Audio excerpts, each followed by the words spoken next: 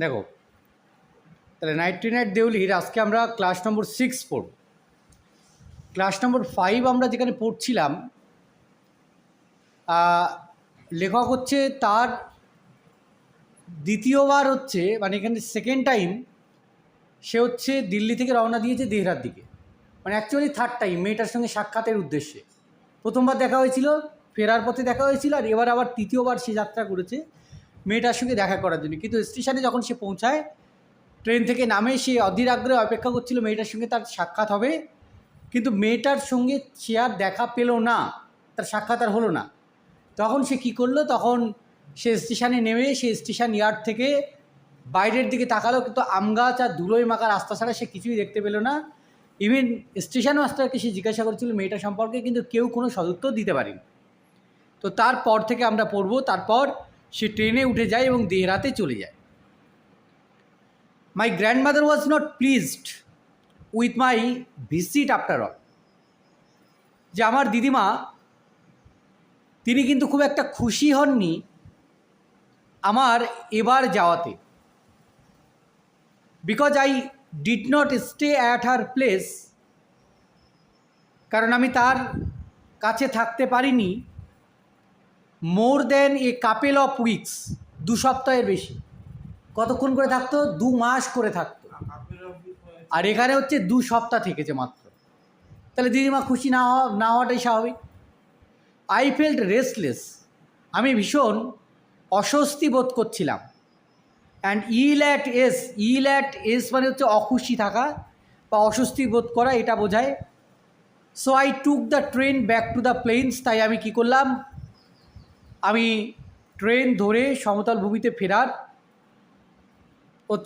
ফেরার জন্য প্রস্তুত হলাম। Meaning to ask further questions of the station master at Deoli. আমার উদ্দেশ্য ছিল যে আমি ওই দেউলির যে স্টেশন মাস্টার ছিল ওনাকে আরও বেশ কিছু প্রশ্ন জিজ্ঞাসা করব। কী নিয়ে? না, ওই মেয়েটা সম্পর্কে। But at Deoli there was a new station master, কিন্তু দেউলিতে সেখানে ছিল একটা নূতন station master. The previous man had been transfer to another post within the past week. আগের যে স্টেশন মাস্টার ছিল তাকে কয়েক সপ্তাহ আগে, মানে শেষ সপ্তাহে তাকে বদলি করে দেওয়া হয়েছে অন্য আরেক জায়গাতে। The new man did not know anything about the girl, আর নূতন যিনি এসেছেন তিনি মেয়েটা সম্পর্কে কিছুই জানেন না। হু সোল্ড বাস্কেটস, যে এখানে ঝুড়ি বিক্রি করত।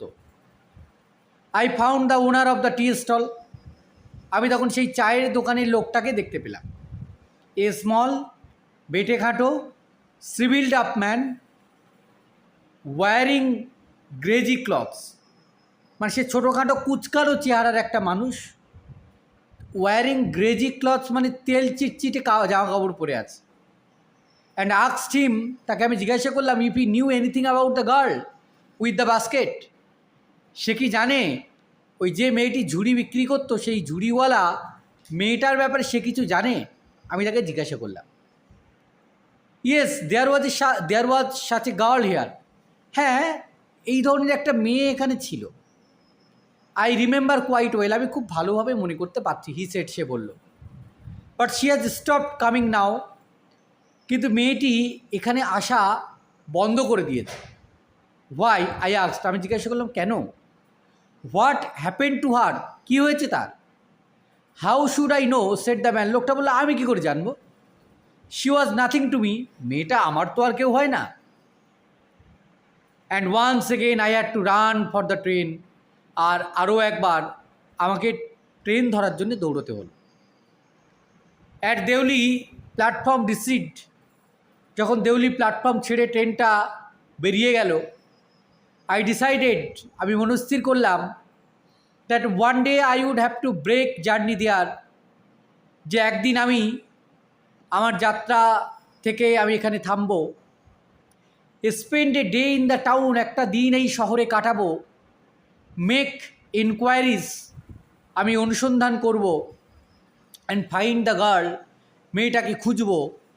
হু হ্যাড স্টোলেন মাই হার্ট, যে আমার হৃদয়টাকে চুরি করেছে। With nothing but a look from her dark impatient eyes. তার চেহারা দিয়ে নয়, শুধুমাত্র তার সেই চোখের চাহনি দিয়ে আমার হৃদয়টাকে চুরি করে নিয়েছে। এই পর্যন্ত পড়া থাকবে। এরপর নেক্সট ক্লাসে আমরা বাকি অংশটুকু পড়ে ফেলব। ঠিক আছে?